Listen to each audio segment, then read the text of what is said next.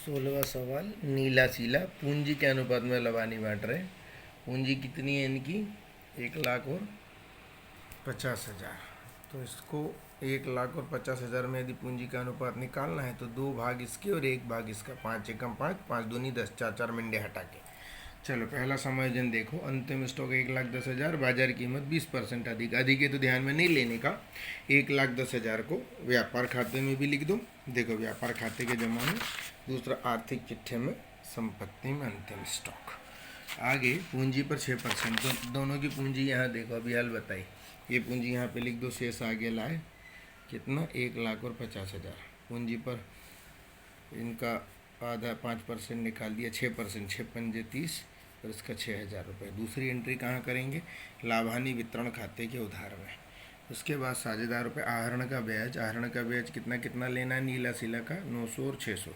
तो लाभानी वितरण खाते के जमा में आता है और पूंजी खाते के उधार में आता है। आहरण देखो 20,000 और 14,000 लिखा, यहाँ से देख करके लिखा है 20,000 और 14,000।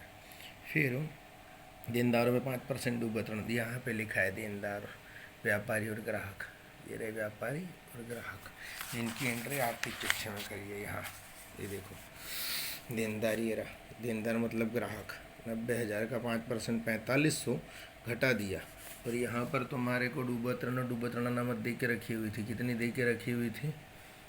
ये 400 और 1,300। ये दोनों तो जुड़ ही जाएंगे। ये 4500 के साथ जुड़ेंगे ये 400 रुपये और घटेंगे कच्ची तलपट की डूब वितरण अनामत 1,300।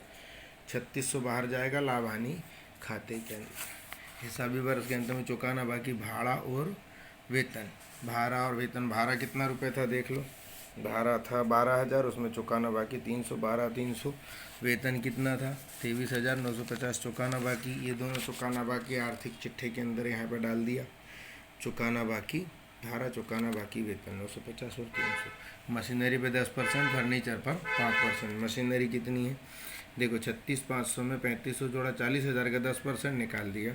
फर्नीचर 12,000 का 5% निकाल दिया। तो 4,000 और 600 दोनों कहाँ लिखेंगे? लाभानी खाते के उधार में। ठीक है, ये लिखिए सही, पहले ही लिखा है मशीनरी और फर्नीचर। अब यहाँ पे एक मकान दे करके रखा हुआ है, 1/10 से 14 से 5 साल के लिए है। कितना है? 14,000। तो यहाँ पे क्या है, पूरा एग्जैक्ट पूरा साल नहीं दे के रखा, 6 महीने की कैलकुलेशन दे के रखी है। सबसे अलग पड़ता है 1/10/14 से आप यहाँ की तारीख देखो 31/3/17, लेकिन ये साल कब शुरू होगा? 31/3/16 ले लो इसकी। तो 1/4/16, 1/4/16। यहाँ पर कौन सी तारीख है? 1/10/14। तो 6 महीने 14 के 15 पूरा और 16वें में कितना? 1/4/16 मतलब 31/3/17 से 1 साल बैक। तो 1 साल पीछे गए 31/3/16 तक। 31/3/16 तक ये 1/4/14 से तो 1.5 साल निकलते हैं। कितने साल निकलते हैं? 1.5। कुल कितने साल के लिए था? 5 साल में 1.5 घटा तो 3.5 बचेगा। इस 3.5 का भाग आप इस 14,000 में दो, 4,000 रुपये आएगा। तो वो आपको लिखना है मकान अपलिखित 4,000, राइट ऑफ किया। इधर लाभानी खाते में भी आपको 4,000 आएगा। यही एक कठिन एंट्री थी जो आपको याद रखना है। लोन पर आज 8% लीला की लोन है। ये साझेदार नहीं है, हाँ, शीला नीला अलग है, ये लीला थर्ड पार्टी है। 8% के हिसाब से 1/11 मतलब 11वां महीना पूरा, 12वां, 1 2 3 5 महीने का ब्याज गिनना है। कितनी लोन है? 30,000 की। ये देखो 30,000 की लोन है, लीला की लोन। 8%, 30,000 का 8%, 8 दिया 2,400 रुपये। कितना आएगा? 2,400 रुपये। लेकिन 5 महीने का लेना है तो 5/12, 12 दूनी 24, 200 गुणित 5, 1,000 रुपये लोन का ब्याज आ जाएगा। ये लोन का ब्याज लाभानी खाते के अंदर आएगा 1,000 रुपये। इसके अलावा कोई विशेष एंट्रियाँ नहीं है, सब उठा उठा के अपन ने धड़ाधड़ एंट्रियाँ करवा दी।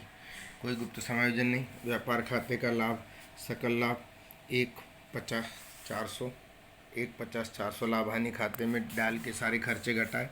शुद्ध लाभ 36,050, 96,050, 96,050 को इधर लेके गए, लाभानी वितरण खाते में बांट दिया दोनों को। किस अनुपात में? 2:1 के अनुपात में, जो पूंजी का अनुपात था। 2 भाग इसके, 1 भाग इसके।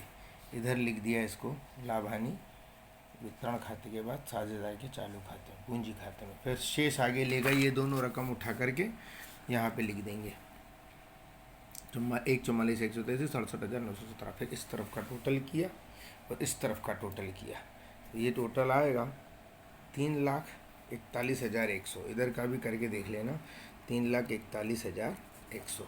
आंसर